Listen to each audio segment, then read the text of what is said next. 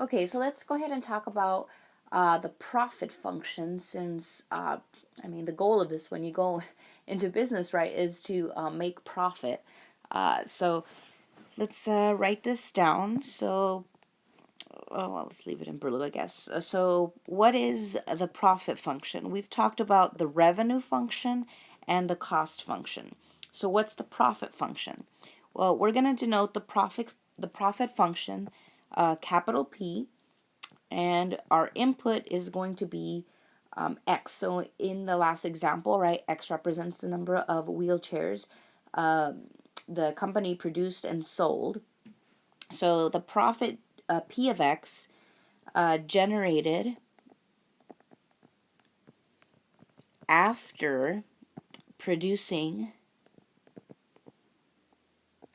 and selling, that's an E, and selling X units of a product, right? Our product in last case was wheelchairs. You can have, running shoes, you can have anything really of any business. Of a product, so P of X generated after producing and selling X units of a product is given by the profit function, which again it's capital P of X, and again it's capital, not lowercase, because our lowercase p usually means price. So this guy is basically what we know already. It's the difference between the revenue function and the cost function. So if you want to know what you're going to profit, right, you just have to calculate these guys and subtract the expressions. So from the last example, right, we can quickly find the profit function.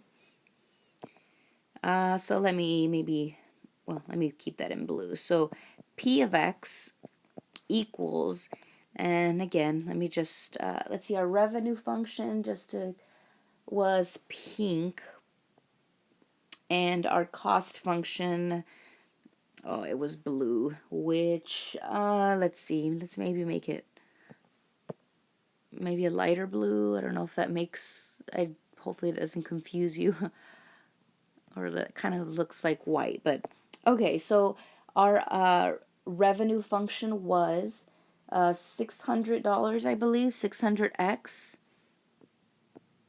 So we take 600x minus our cost function. What was our cost function? Our cost function was $500,000 plus 400, right, times each wheelchair we sold. Now, these are two terms, so it's important that you write parentheses around them. Otherwise, it's not going to come out right, and thus we need to use a distributive property. Okay, so let me just stick with white, I don't want to confuse you with any other new colors.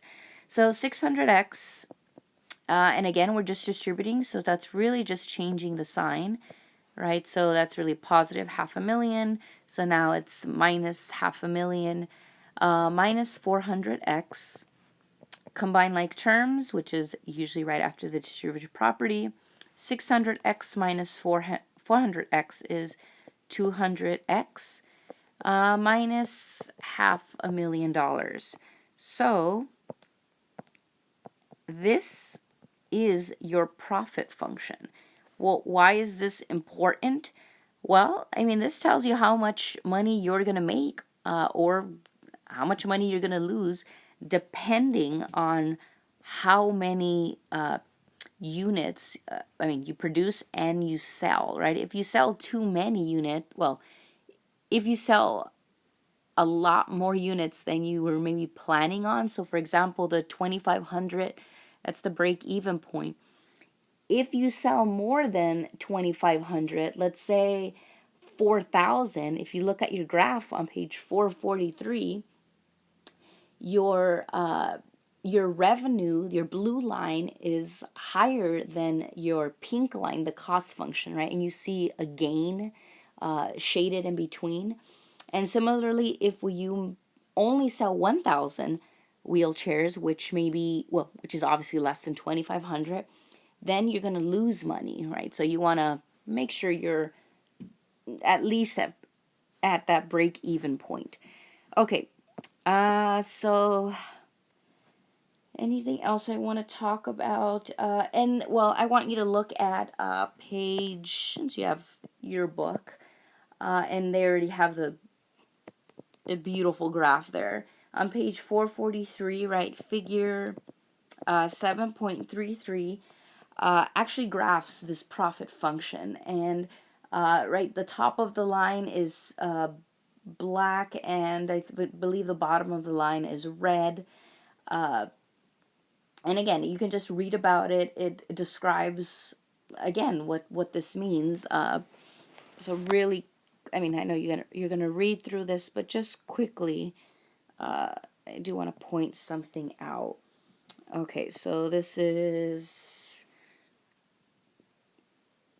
the pink, and okay, can't really do black because I am on a blackboard. So let's say, okay, my yellow is gonna be black. Yellow is equal to black here.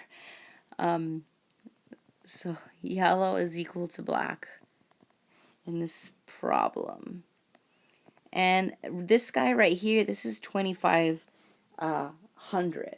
So notice that if you make, let me get my arrow here.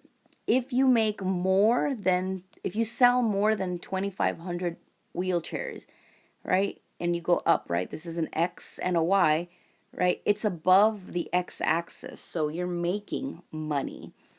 If you sell 1,000 wheelchairs, maybe right there, right? The arrow's pointing at about 1,000 or less, right? You're going down. That means you're losing money.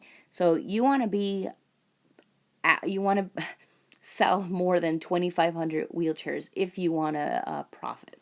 So again, take a look at that. You'll have examples in class that are analogous to this example and the others. So hopefully that helped.